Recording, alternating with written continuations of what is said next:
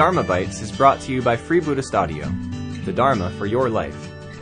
Our work is funded entirely by donations from our generous listeners.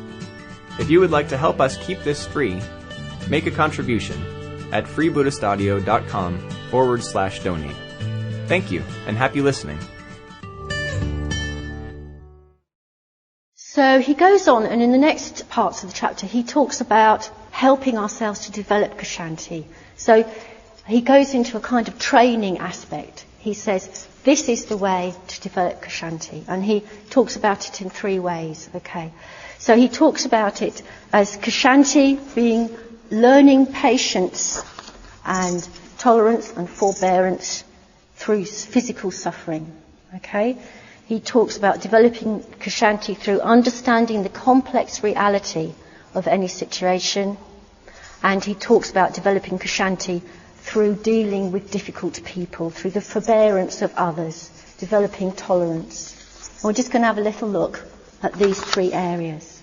So he starts off, he says, right, well, we can start by being tolerant in things in our everyday lives. We don't have to look very far to start developing this fantastic thing called Kshanti.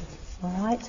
So he writes, and do I now already bear with common irritations, bites and stings of snakes and flies, experiences of hunger and of thirst, and painful rashes on my skin, heat and cold, the wind and rain, sickness, prison, beatings. I'll not fret about such things. To do so only aggravates my trouble. So he starts off, these are verses of both common and uncommon discomforts. So he says that being patient with slight irritations and annoyances prepares us for remaining calm in greater adversity. We need to see our discomfort in a different way, as a way of building patience in our lives. Again, me in a small village with small children, one vegetable shop, one general grocer's, and the man who runs the general grocer's is a very clever and intelligent man, and he's bored running a shop. So not only does he have the only shop in the village, but he likes long conversations with his customers on erudite subjects. You know, the bard, for instance. So you're not only in the shop for an OXO cube, but you're there for about half an hour, and you've got a small wriggling child with you who just wants to escape onto the street.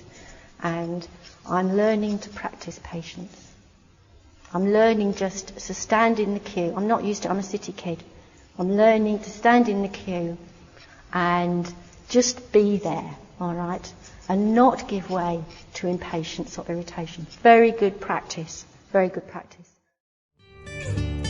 We hope you enjoyed today's Dharma Bite. Please help us keep this free. Make a contribution at freebuddhistaudio.com/donate. And thank you.